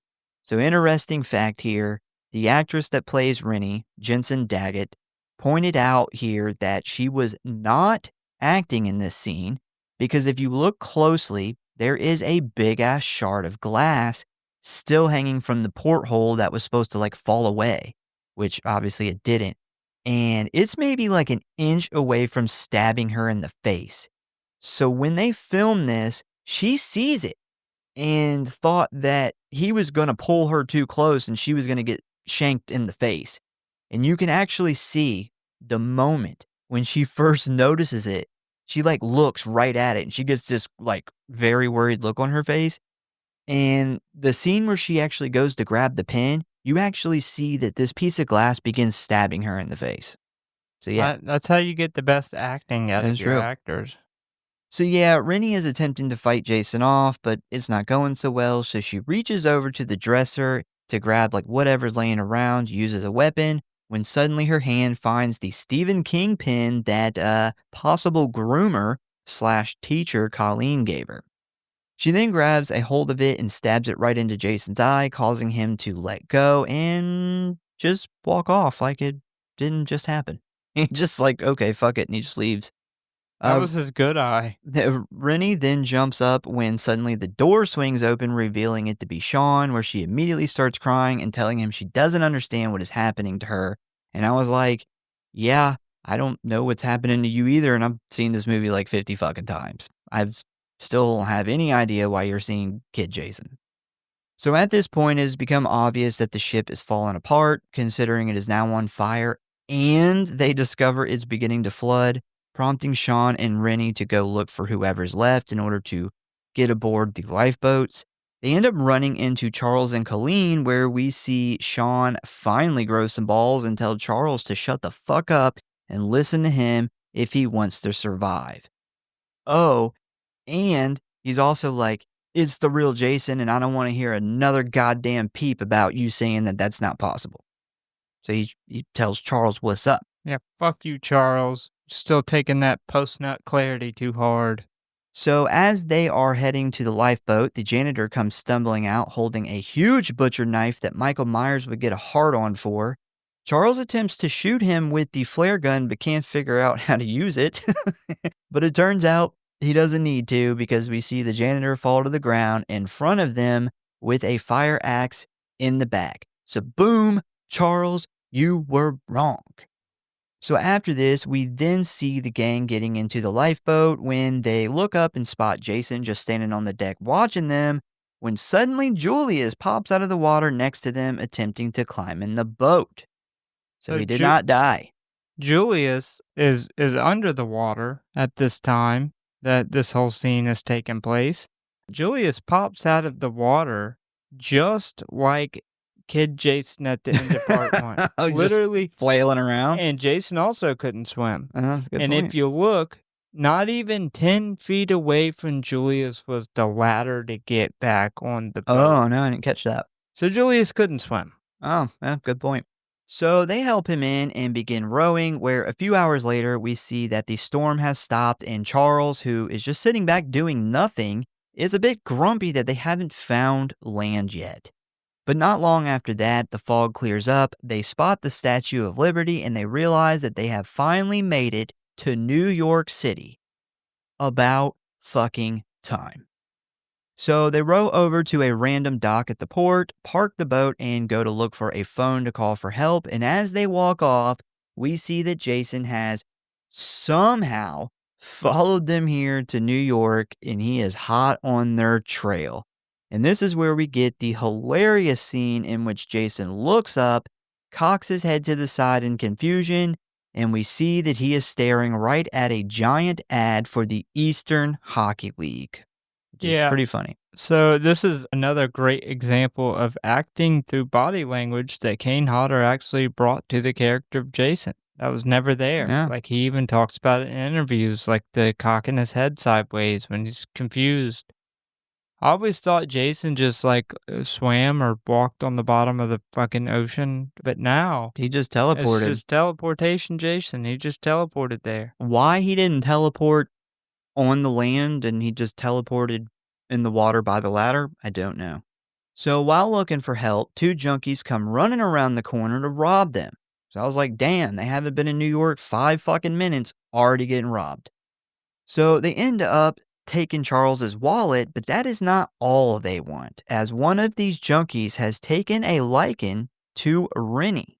By the way, what the fuck is wrong with her here in this scene? She looks like she's fucked up on Percocets or something. She's acting very weird. I don't know. Maybe they had to give her some Xanax to calm her down from that glass. Looks like she's on something. So they end up taking the money and Rennie telling the rest of the group that if they follow them, they will blow her head off. And as they run off down the alley, the group is left to argue about what to do next. Julius wants to go after them, but Charles says no, they gotta find the police. So next we see the junkies take Rennie into this grimy, gross-ass back alley where they obviously live or hang out or something, and they throw her down on this nasty-ass couch and load up a needle full of dope. When I was a kid, I never really understood why they were gonna shoot her up with drugs, but once I became older and realized how fucked up people in the world were, I was like, oh, they're gonna have some non-consensual sex with her. Put it nicely. Yeah, that's clearly what they're going with in the movie. However, I don't think many drug addicts shoot that much heroin into somebody else. No, that costs money. use stuff like ketamine now, or just, this is dirty, nasty, grimy New York. Nobody's going to care about her screams. They're not using the H. So after they inject her with the needle, the head junkie tells his buddy to go and get more drugs because they are in for a long night, as he then takes off his jacket and climbs on top of her. While the junkie is choking her and waiting for the dope to take effect, we see Jason walk up behind them and pick up the needle. I am surprised that Jason knew what a needle was, considering he's been in the woods since he was like a kid, I guess. I just thought it was a tiny knife. It's Like, just a really, really small spear. Fucking city people. They're tiny little knives and spears. Yeah, he's like, I killed a guy with a big version of this earlier. I guess I'll try the small one out. So we then see Rennie start to daze, letting the junkie know it is time to get down to business. And right as he begins kissing her, Jason stabs him in the back, causing him to scream out in pain. And he doesn't just stab him in the back with the sharp end of the needle. No, he rams his whole goddamn arm into this man's body to the point where we see the needle coming out of his chest. Fuck yeah. It is awesome. Yep. One of the few practical effects we get, and it is great. So when Rennie sees this, despite her being high as fuck, she freaks out, and Jason ends up dropping this dude's body on top of her. But before he can try to kill her, the other junkie comes around the corner claiming he forgot the money when he suddenly sees Jason standing next to his now dead friend. But despite Jason's size and rotting greenish gray flesh, the man isn't scared, and that famous New Yorker attitude comes out and he yells, "You're dead, fuckhead." As Jason angrily walks towards the junkie, he begins firing his gun, hitting him all 6 times, but quickly becomes confused when none of the bullets even really slow the pissed off goalie down. Jason then grabs the man and slams his head into a metal pipe so hard the pipe breaks in half. This guy literally died from hitting the pipe That's a good point. a little too hard. A little bit ironic there. By this point, though, Rennie is finally about to get the body of the other junkie off of her as she quickly jumps up and takes off running down the alleyway, yelling for help. We then cut on over to Julius, who for some reason has split up from the group, and we see that he has finally come across a payphone. But right as he calls the police, Jason walks up behind him, punches through the glass, and tries to grab him. Thankfully, Julius is able to break free and run off towards a group of buildings. He ends up climbing a ladder to the roof of one of these buildings in order to yell for help and get someone's attention. But when he turns around, he spots Jason coming towards him.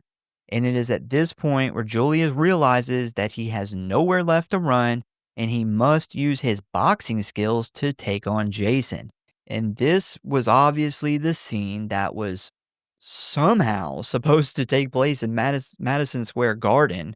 I don't know how that would have been plausible with the story, but I don't know.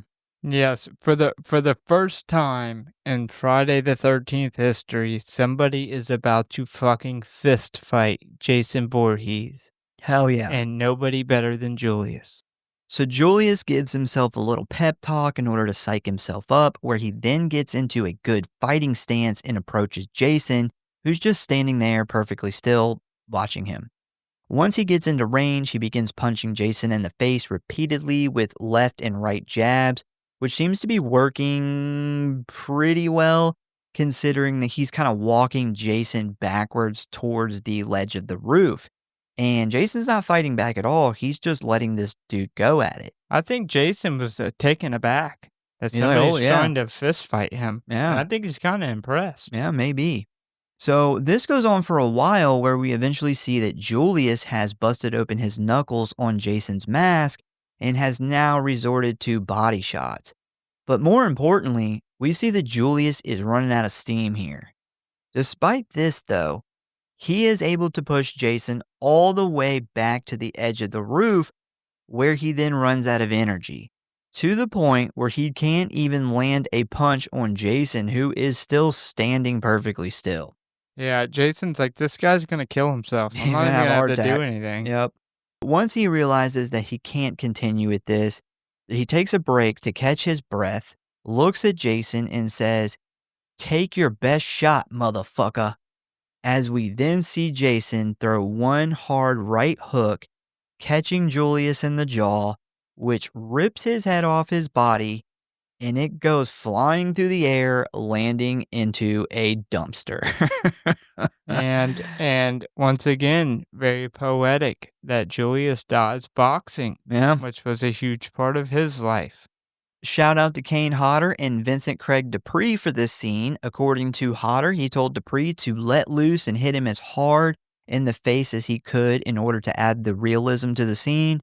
Dupree agreed, and he hit him so hard and so much that he actually busted and bloodied his knuckles repeatedly on the mask. So the blood that we actually seen a minute ago was his actual blood. But yeah, those guys killed it, and I think that this is one of the coolest scenes in the whole franchise. Some people might give me shit for that, but I think that this is one of the coolest scenes because, like you were saying, this is somebody who actually fights Jason, besides the final girls. One of them even had fucking powers. But this is just a regular character who actually goes fucking fist to fist with Jason and does pretty well. Wouldn't say he goes fist to fist. I think Jason kind of lets him do his thing. Like I said, I think Jason was taken aback. I think he's like, yeah, man, well, I'm let this guy do his thing. Like, I'm not going to let it go too far. but let's see what this guy's got. Like, Yeah, he I did mean, it out of respect. He's like, "Okay, if you're willing to fight, if you're willing to literally fist fight me, I'm gonna take what you got." so next we see a very high Rennie run into Sean where she tells him, you remember that Jason problem we had? Well, yeah, that's still going on. So he's like, cool, let's go find the others. Once again, I don't know how or why the whole group split up, but apparently they all just went different directions after they got robbed for some reason. So after a bit of walking around, they end up finding Colleen, Charles, and a police officer where Sean tells Charles about Jason following them here. And Charles again gets pissed and tells him to shut the fuck up about goddamn Jason.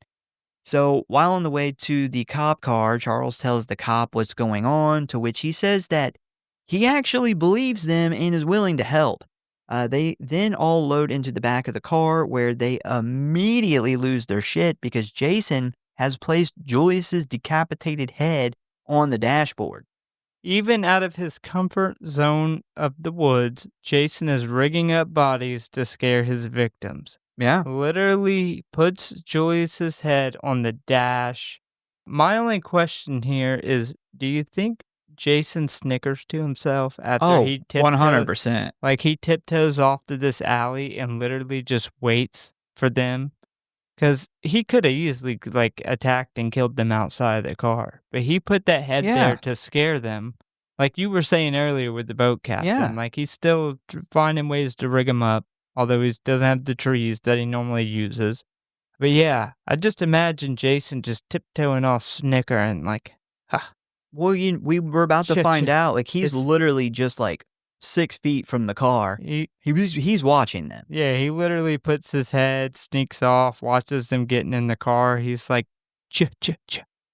Yeah. Yeah, he's a prankster. He's 100% a prankster. We know that every time somebody's like running through the woods and they hit a trip wire, which causes a body to fall down. Like he likes playing pranks on people with dead bodies. That's his thing. Also, Julius's head looked really good here. Oh We'll yeah. say that. So the cop tries to call for backup, but Jason kills him, destroying the radio in the process. Rennie, who must still be high, jumps in the front seat and floors it, running Jason over in the process. But as she turns the corner, she spots alien kid Jason standing in the middle of the alley, where she attempts to also run him over, but this is a hallucination, and this causes her to slam the car into a brick wall where it catches fire. Charles and Sean manage to get an injured Rennie out of the vehicle, but they leave Colleen behind, who dies when the car explodes. So, yeah, Rennie, you fucking killed your favorite teacher because you drove under the influence. Good luck living with that. So this is where it kind of clicked to me. So when she's driving, this is child Jason that she finally sees, like Jason, Mongoloid Jason in full form. Always confused me why they use like regular kids in some scenes and then like gooey kids and so when I seen this regular Jason, although I do hate that this is a part of the movie, this is the writer and director showing us her brain slowly filling in those depressed memories as they're slowly coming back to her. Because right after this is where she fully remembers what Yeah, happens next when we get the she's a flashback. child. So throughout this whole movie of her first getting to Camp Crystal Lake and Jason showing up, she's slowly starting to piece together this memory that she can't remember anymore, this traumatic event. And I think that's why Jason looks like a regular kid in the first hallucination. And as she has the hallucinations, he becomes more and more like the Mongoloid Jason that pulled her under the water. And this is right now where she figures it out and finally pieces together the whole memory. So although I hate it, and I hate the way it was done, it does make sense of the writer and director showing us that she is piecing together these memories as the movie plays out.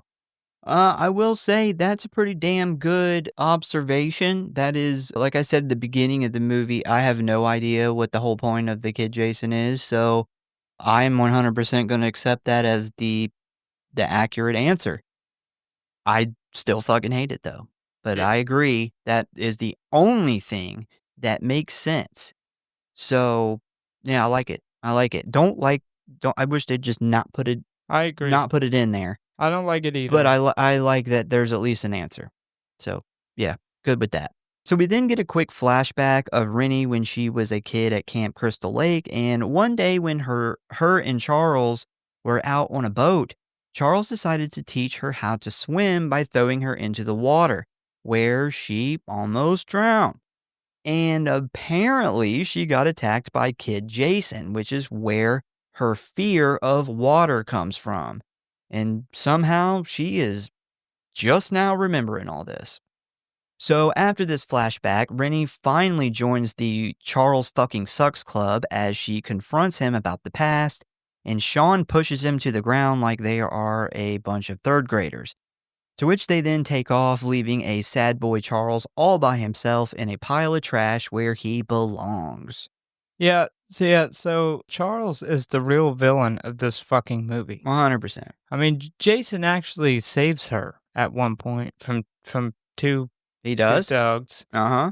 Charles is a fucking piece of shit. And I'm He is... so glad that Sean fucking pushes him into like a pile of looks shredded up papers or something for him to be left there to die. I think it would have been a lot more adult and more badass if Sean would have punched him instead of he just pushes him down like kids at a playground. But either way, he ends up in a pile of trash where he 100% belongs.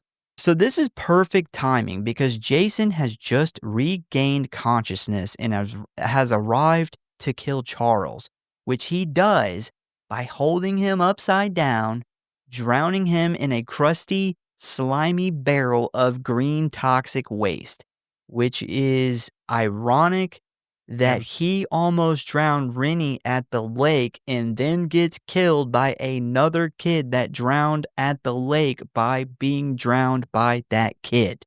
Yeah, very Damn. very ironic and poetic. Like And a a lot mouthful. a lot of the deaths in this movie, which Yeah. I had never picked up on. Well, this was the only one I picked up on, but yeah, it's a couple different. It's ironic a couple different ways. So the only one that I couldn't pick up on was the girl who dies in the dance floor. And She liked to dance. so my only thought with that is she's the valedictorian. She's known for not partying. I kind of mentioned that when they're sitting there and she's like tries Coke or is offered the Coke. And she's the valedictorian. She's like the straight A student. So she spent her whole like high school life Straight edge. avoiding parties, being straight edge, and she dies in the middle of this fucking dance floor with all these lights and all this music going on, all this shit that she avoided her whole high school career, I guess you would call it, being the straight edge perfect student. And that's not as much poetic as it is ironic. So later on, Rennie and Sean finally make out, but the romantic moment gets cut short when Jason comes crashing through a bunch of trash. So they take off running through the streets of New York with Jason in hot pursuit. At one point, they think they have killed him by electrocuting him on the subway train tracks, but as they discover they are now in Times Square, they also find out that Jason isn't dead. And we get the very iconic scene of Jason standing there looking up at all of the bright lights and people in Times Square as the camera slowly pans around his head. Awesome scene, awesome shot. So Rennie and Sean see Jason and take off running again, where while in pursuit, Jason kicks over a bunch of young punks' boombox, causing them to confront him, where he doesn't attack them, doesn't try to kill them. No, he just lifts up his mask, showing them his gross-ass face, which scares them away. I loved this scene as a kid, but I hate it as an adult. Yep, same. Lame. Same. That's not good. I think that was part of the comedic stuff that people complained about when they first went and seen this movie. That wasn't in the past movies. Yeah. So Sean and Rennie end up running into this diner for help, but unfortunately for them, the waitress doesn't really give a shit when suddenly Jason comes bursting through the front of the building, causing the couple to have to escape out of the back door. As Jason tries to follow them, the line cook decides to confront him, but it doesn't go so well, considering Jason just throws this big ass motherfucker across the diner and into the glass mirror. And what's really interesting about this scene is the guy who played the cook is an actor and stuntman named Ken Kersinger, who would go on years later to play Jason Voorhees himself in Freddy vs. Jason.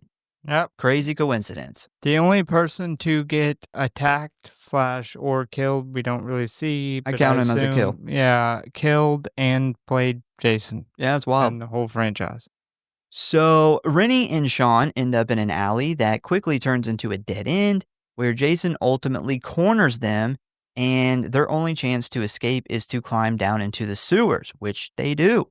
Once down there, they end up running into a sewer worker who tells them that he will take them to the exit, but they gotta hurry because apparently at midnight, all of New York's sewers flood with toxic waste, which is very odd and does not sound safe for the citizens of New York at all. Or Mutant Ninja Turtles. This is true. They also live down there. Yeah, I don't know why they thought of this idea. That's stupid because you would never just. I mean, why is it midnight every night? It's like the factories that aren't even in the city of New York are producing toxic waste all day, and they're like, "Oh man, better slow it down. We can't dump it until midnight, man. We're getting the max full. What are we gonna do?" And they just dump it all at midnight every night. It just doesn't make sense. Lazy writing. Yeah, it just doesn't make sense. So yeah, they're heading towards the exit with this dude, and right before they get there, Jason pops out from the side, knocking Sean out and killing this old dude by bashing in his skull with a wrench. After that, Rennie then, after years and years of pent-up trauma and hallucinations, I guess, confronts Jason about trying to drown her when she was a kid. He's probably like, "What? Yeah, Like, I don't know who the fuck you are."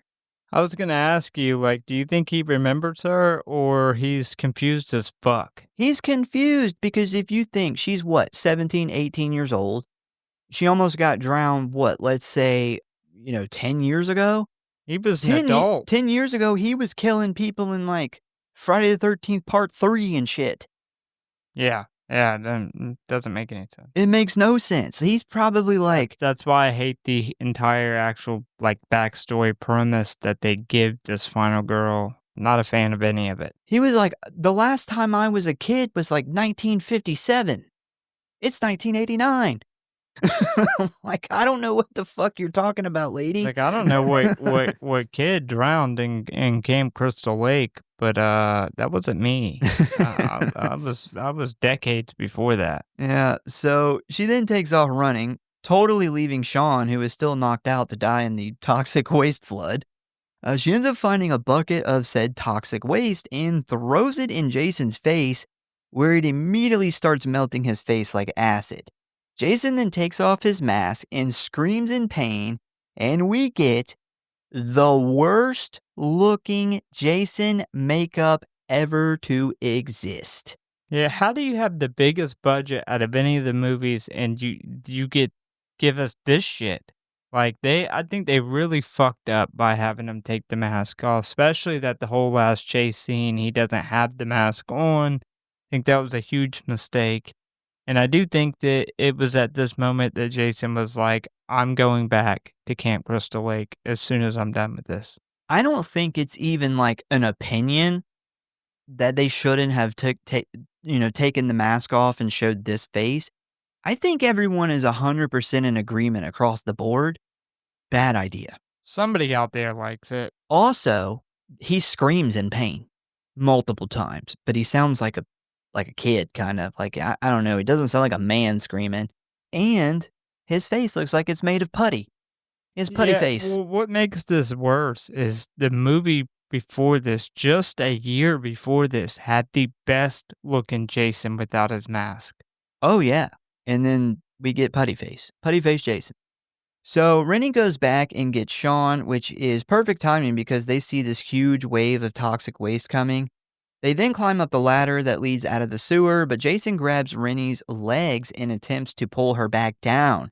Thankfully, though, the wave of toxic waste comes flying down the sewer, taking Putty Face Jason out, and that is the end of him until the next movie.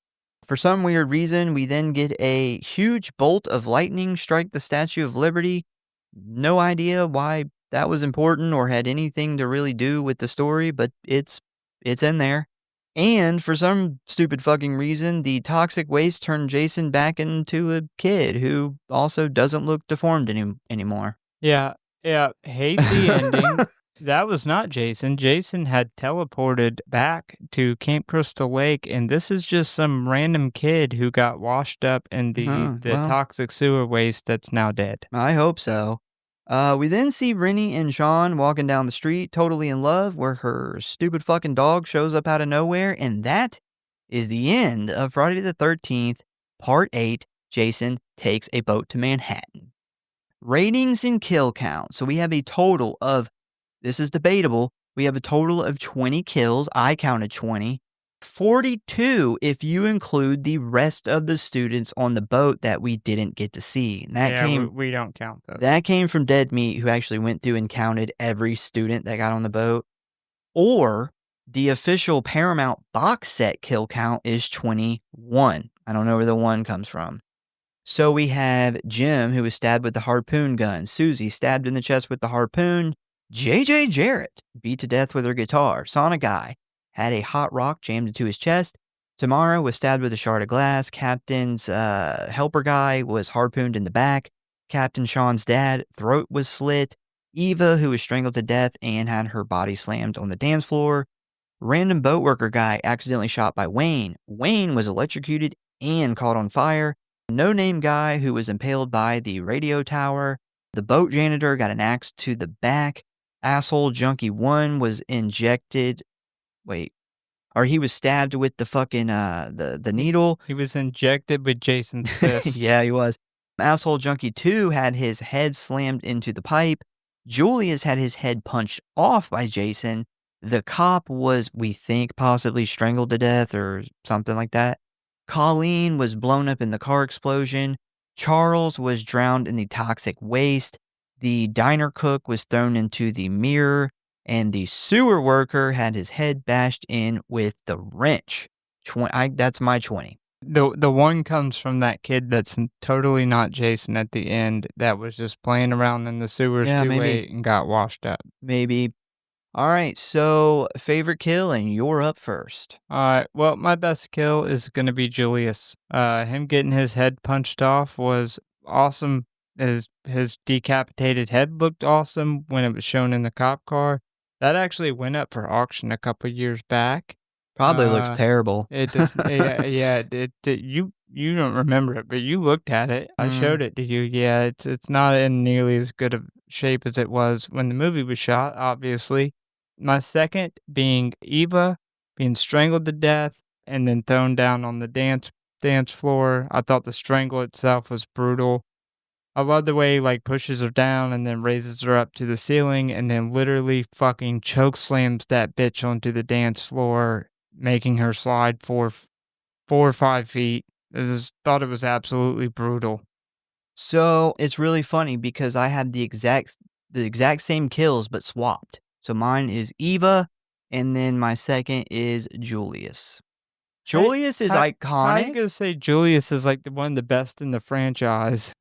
And then not be your number 1. I said Julius's kill was I didn't say it was one of the best kills in the franchise. I said it's one of the most memorable scenes because we actually see somebody fight him, not the kill itself. Fair enough. Eva, her kill's awesome. Yeah. I mean, that's realistic and it's brutal, and I like it. Bro, strangulation is the most common, I think, kill method in horror movies, and I think that may be the best strangulation scene, but I know it's in the top 3. I think if you were to compare these 2 kills and you were just split trying to figure out what you wanted to do, this is how I kind of came to the conclusion. is Julius, when he gets his head punched off, I can tell that's a fake head. Eva is a real person, and it Yeah, looks good. So, yeah, yeah, looks really good. alright, so rating. Uh, because I know a lot of people are gonna, hate this rating. I gave it a 4.2. This movie has its obvious flaws. I mean, clearly, it has a lot of fucking flaws, there's no doubt about that. So those people out there who are like, "How can he say that? Because this movie's, fucked up here and fucked up there." Yeah, I get it, but I still absolutely love the movie. I love the look of Jason. Like I said, this is one of only 2 movies we get Kane Hodder really getting to play the character that's not Uber Jason. I do wish that we would have seen some more of the kills.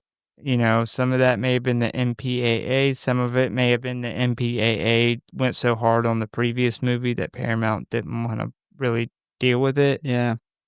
A lot of people complain about the last third of the movie taking place in the city and 2/3 of it not actually being in New York. Like I said, that's never bothered me. I never noticed how almost every single character dies in a very poetic or ironic way, and that makes me appreciate the kills so much more. I always hated the visions of Kid Jason kinda figuring out why they did that makes it a little better. I still don't like it that much. I absolutely hate the ending. The ending's awful. I hate the backstory of Child Jason pulling her underwater. Makes no sense. I'm not a fan of the supernatural teleportation Jason. I don't know why they went in that direction. But despite the negatives, I still love this movie. What did you give it? 4.2. So, I gave the movie a 4, and it is pretty much based off of Jason and how much fun I have when I watch it. The movie's bad. The movie's just not great.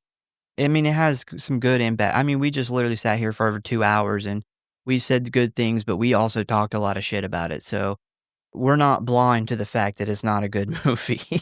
But it's so much fun, and I would give it a 5 on fun because when we watch it together, like, I wish we could record our commentary and, like, let people listen to it while they watch the movie because we don't do anything but literally make observations and hilarious jokes the whole entire hour and 40 minutes. So I would give it a 5 on fun, but god damn, once they think they kill him on the tracks, the movie just nosedive. I mean, a hard nosedive after that. Pretty much the rest of the movie sucks. So I can't give it a 5 even though I have so much fun. It's just bad, and then the Kid Jason shit sucks. But it has some really awesome, fun stuff. Jason's fucking cool. He looks cool.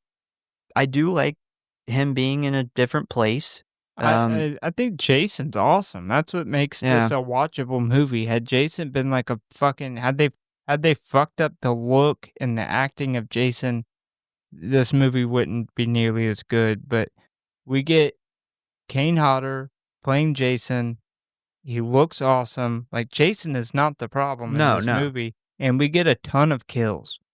And that's what we want in a Friday the 13th movie. The final girl is like white bread. Like, she is just so forgettable. I could confidently say she's my least favorite final girl in all of the Friday movies. Even the fucking remake. I've already forgot her name. Yeah. She's just not interesting. Her whole story, I don't care. I don't give a fuck about any of that. You didn't have to put any of that in there.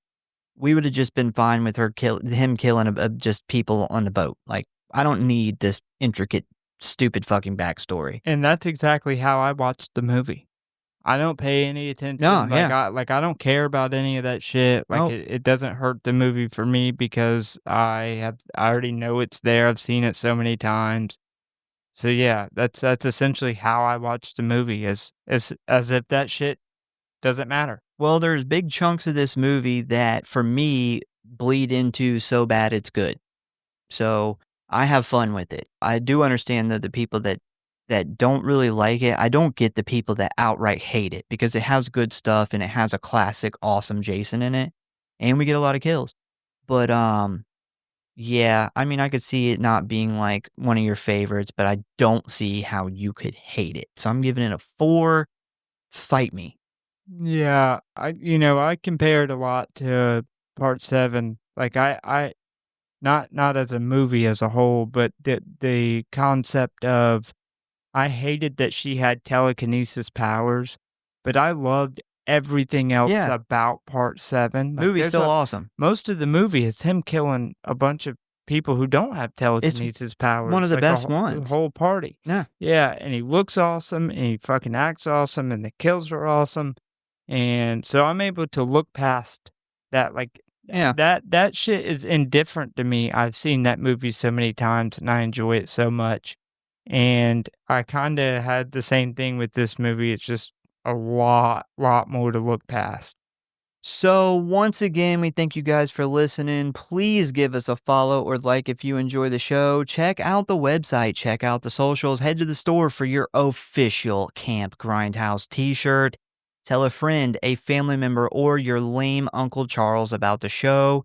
And we hope to see you next time. School's out, motherfucker. Not taking nothing but this outro music.